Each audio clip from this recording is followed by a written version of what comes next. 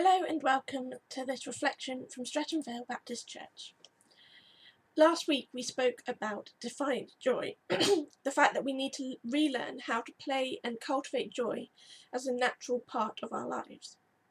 This week I'd like to look at another characteristic, but this time it's one that we as Christians tend to shy away from: ambition.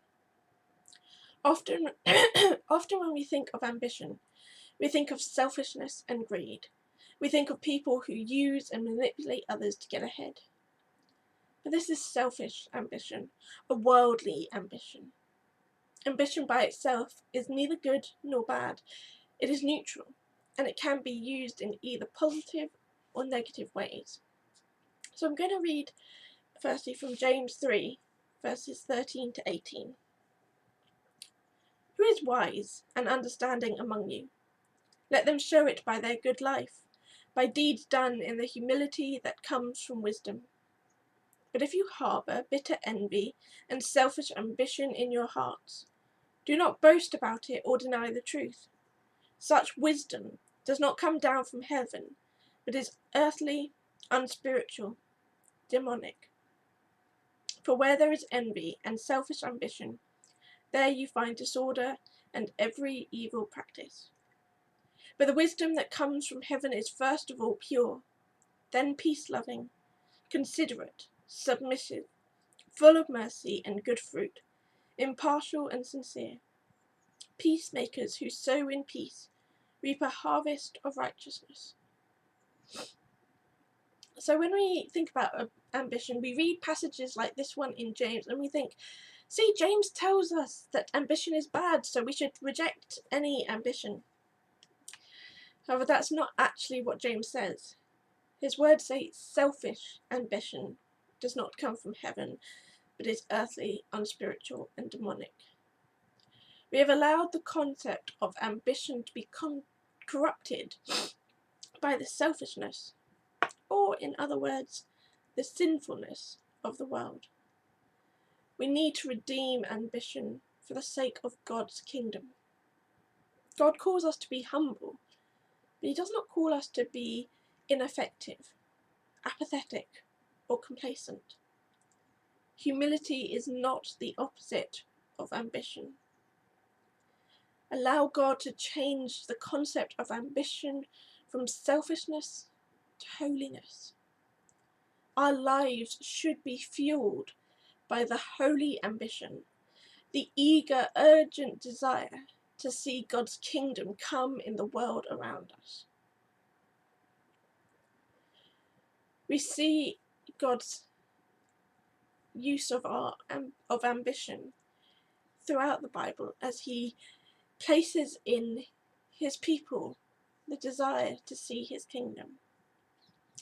I'm going to read a little bit of the story of Nehemiah. So I'm going to start at Nehemiah 1 and finish at Nehemiah 2 verse 6. In the month of Kislev, in the 20th year, while I was in the citadel of Susa, Hanani, one of my brothers, came from Judah with some other men, and I questioned them about the Jewish remnant that had survived the exile, and also about Jerusalem. They said to me, those who survived the exile and are back in the province are in great trouble and disgrace. The walls of Jerusalem is broken down, and its gates have been burned with fire. When I heard these things, I sat down and wept. For some days I mourned and fasted and prayed before the God of heaven. Then I said, Lord, the God of heaven, the great and awesome God who keeps his covenant of love with those who love him and keeps his commandments. Let your ear be attentive and your eyes open to hear the prayer of your servant is praying before you day and night for your servants, the people of Israel. I confess the sins we Israelites, including myself and my father's family, have committed against you. We have acted very wickedly towards you. We have not obeyed the commands, decrees, and laws that you gave your servant Moses. Remember the instruction you gave your servant Moses, saying, if you are unfaithful, I will scatter you among the nations. But if you return to me and obey my commands, then even if your exiled people are at the farthest horizon, I will gather them from there and bring them to the place I have chosen as a dwelling for my name. They are your servants and your people, whom you have redeemed by your great strength and your mighty hand. Lord, let your ear be attentive to the prayer of this your servant, and to the prayer of your servants who delight in revering your name. Give your servant success today by granting him favour in the presence of this man. I was cupbearer to the king. In the month of Nisan, in the 20th year of King Artaxerxes, when wine was brought from him, I took the wine and gave it to the king. I had not been sad in his presence before, so the king asked me, "Why does your face look so sad when you are not ill? This can be nothing but sadness of heart." I was very much afraid, but I said to the king, "May the king live forever. Why should my face not be sad when the city where my ancestors are buried lies in ruins, and its gates have been destroyed by fire?" The king said to me, "What is it you want?" Then I prayed to the God of heaven, and I answered the king, "If it pleases the king, and if your servant has found favour in his sight, let him send me to the city of Judah, where my ancestors are buried, so I can rebuild it." Then the king, with his queen sitting beside him, asked me, "How long will your journey take, and when will you get back?" It pleased the king to send me, so I set a time. The first thing to note in Nehemiah's story is the importance of keeping focused on God's kingdom vision rather than thinking of our own concerns. Nehemiah was the cupbearer to King Artaxerxes, a trusted official responsible for tasting the king's wine to ensure it was free from poison. This was a position of considerable influence, and one which gave him regular access to the king. One thing I love is that Nehemiah didn't allow this position to make him complacent or apathetic to the matters that God cares about. Nehemiah could have heard the report about Jerusalem and said, "Oh, that's sad. I'll pray for them," all the while thinking, "I'm glad I'm in a good position. At least I'm not affected by what's going on." I wonder how many of us are guilty of doing exactly this. At times I know that I have definitely had this kind of thought process, where I think, well, that's sad and I will pray for it, but ultimately it doesn't really affect me. It's so easy for us to get comfortable in the situation we're in that we stop seeing the world with God's kingdom vision. Satan tries to sway us away from God's kingdom with the disastrous temptation to give our attention to two questions. Am I and my people good and safe and happy? Will we have enough? These two questions force our attention to stay within the bounds of our own concerns, and it stops us from seeing the things that concern God. The problem for much of the Western Church is that we have collapsed inwards rather than expanding outwards. We have lost our focus on kingdom values and instead become more interested in personal peace and affluence. Where is your focus? What questions motivate the decisions that you make? Are they questions of personal peace and affluence, or questions about God's kingdom and purpose? Will you care about the kingdom purposes rather than yourself? Nehemiah did not lose his focus on God's kingdom. We are told, "When I heard these things, I sat down and wept. For some days I mourned and fasted and prayed before the God of heaven." He was not just sympathetic to the plight of those in Jerusalem. No, his heart was broken. He found himself full of grief and compassion. Nehemiah's focus on God's kingdom caused him to be moved emotionally. Which leads me nicely to my next point, that having a kingdom-focused vision means that God stirs our hearts for the things that he cares about. God puts desires in our hearts, that passion for a cause or a value of God, that concern for a group of people or situation. He causes us to feel a sense of discontentment about the injustice regarding a certain issue. But then there is a moment in which our discontent can either become crystallized into a powerful urge to do something about the situation, or be ignored and allowed to just become part of the normal life. When our discontent becomes crystallized, this is the fuel of cultural change.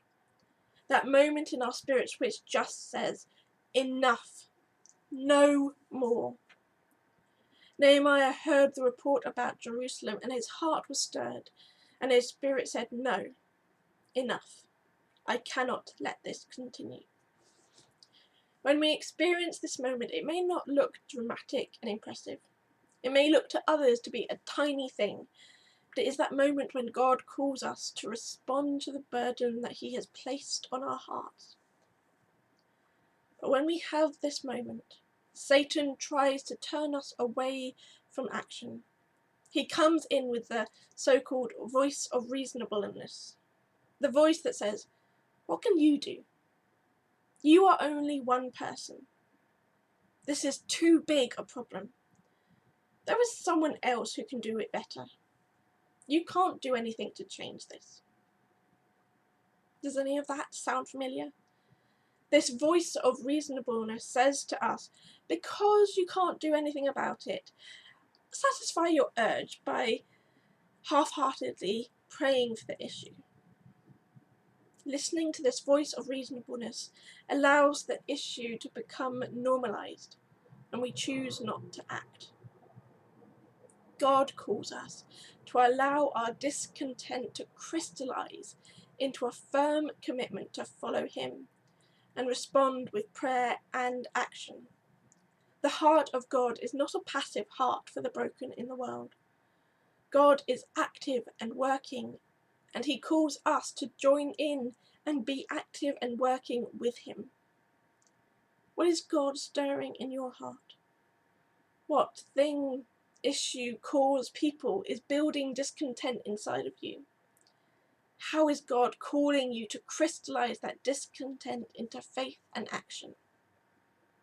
How is God stirring your heart?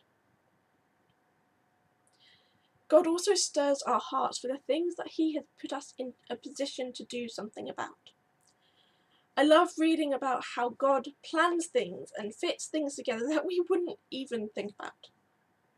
So we're told that Nehemiah is in the citadel of Susa and his brother comes back from Jerusalem.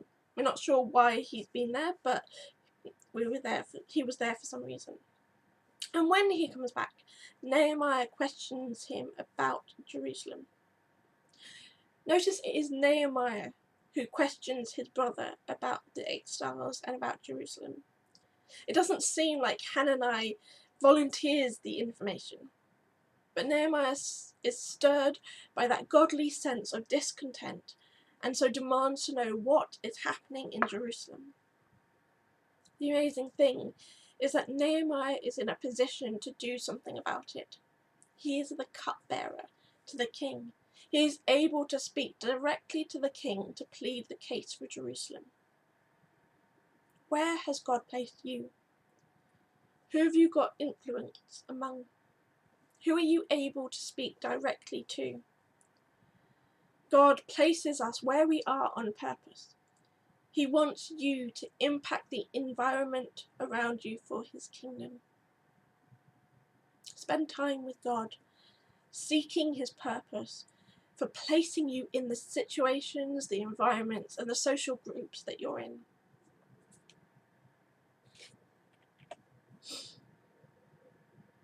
Nehemiah's crystallization of discontent leads him to radical, sacrificial action. And there are a number of things that happens as a result of Nehemiah's discontent with the situation.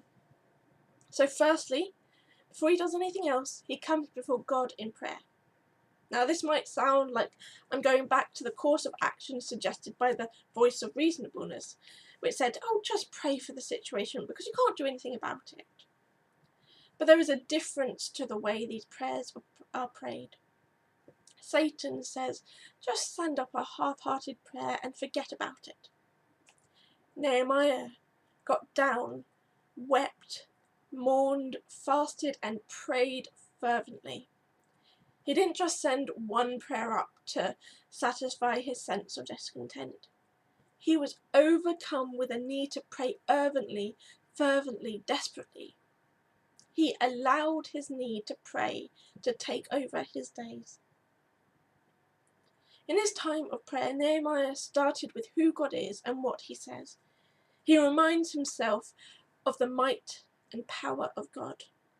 Lord, the God of heaven, the great and awesome God.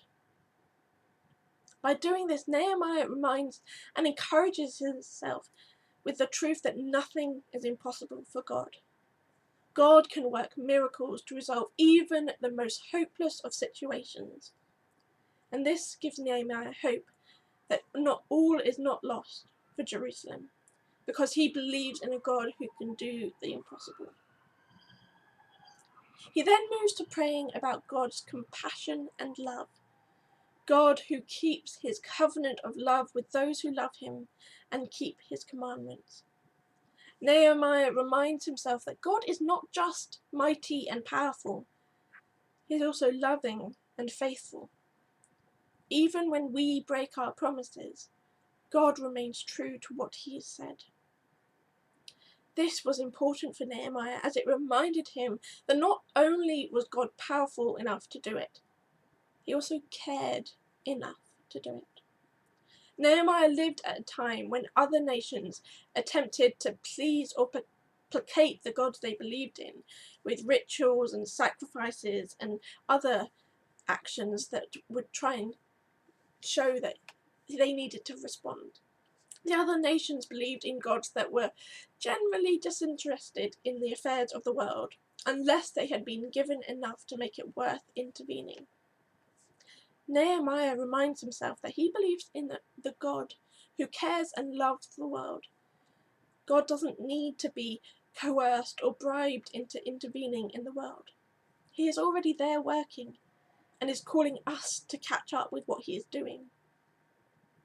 Nehemiah links his prayers with the character and nature of God, so that his prayer is not, God, I've got a problem, but God, we've got a problem. He aligns himself with God's promises, his words and his commitment to following through. And he recognises that the problem is not his alone, but something God has compassion for too. Secondly, as Nehemiah comes before God in prayer, he personally identifies with the issue. He stands with the Israelites in Jerusalem and all those who have been taken into exile. He places himself firmly in the situation, standing with the people that are hurting. Nehemiah is in a good situation. He doesn't need to see this change because his life is actually pretty decent.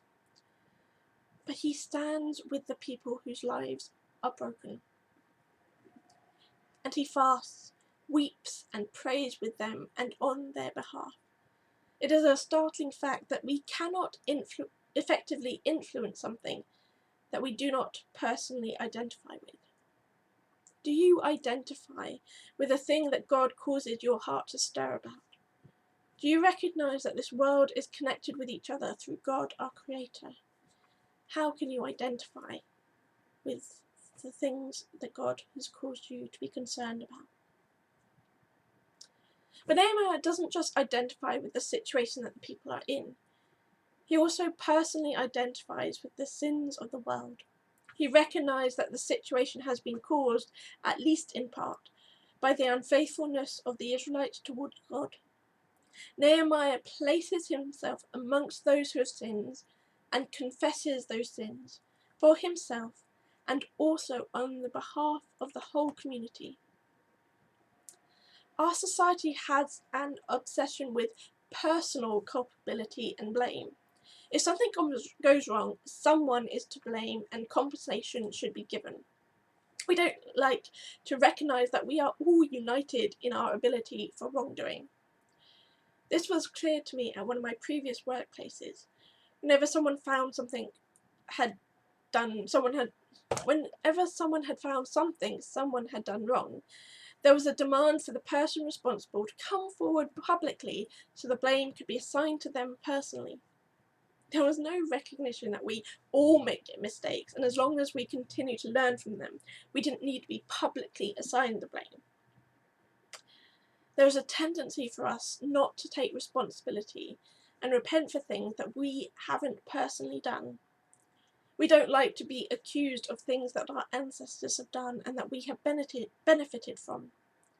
Our individualism tries so hard to detach ourselves from the history and ancestry that brought us to where we are. Yet that is not what we see in the Bible.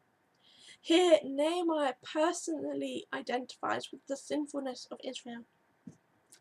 I confess the sins we Israelites, including myself and my father's family, have committed against you. We have acted very wickedly towards you. We have not obeyed the commands, decrees, and laws you gave your servant Moses. When we pray, do we confess the sins of the world as well as our own? Just think, what impact might it make if we learn to personally identify with this suffering, sinful world? How might it cause us to be motivated into action? Through Nehemiah's prayers, God moves him to redemptive action. I find it interesting that the section telling us about Nehemiah's prayer ends with a statement that seems almost out of place. We get to the point where Nehemiah has pleaded with God, "Give your servant success today by granting him favour in the presence of this man." And then we have that statement, "I was cupbearer to the king." Now, this is speculative, so feel free to disagree with me. But it seems that after Nehemiah's prayer asking God to speak, to intervene, to give guidance, God reminded Nehemiah that he was cupbearer to the king and thus had a position of influence. It seems that God's answer to Nehemiah's prayer was, "I have already placed you where you need to be. Now it is up to you to step forward in faith." That is a pretty terrifying response to the prayer. And I'm slightly comforted that it seemed to take Nehemiah a while to respond as he needed to. Nehemiah was given the report about Jerusalem in the month of Kislev, and he spoke to the king in the month of Nisan. This is a period of 4 months. The time was spent in prayer and fasting, but I also wonder if some of the time was spent with Nehemiah questioning if he had heard God properly, and then psyching himself up for the task that God had given him. When you pray fervently, identifying yourself with what you're praying for, we need to be prepared because God responds, and we may not like the answer.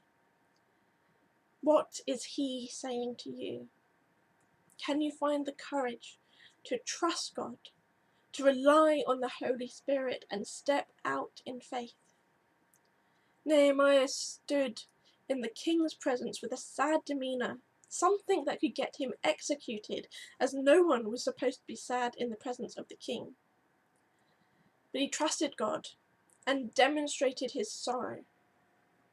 And the response allowed Nehemiah to go to Jerusalem to rebuild the city. God calls us outside our comfort zone, into potential danger, and asks us to trust Him to guide the way. How is God calling you to act with godly ambition, to follow Him with that urgent determination to see His kingdom come on earth as in heaven?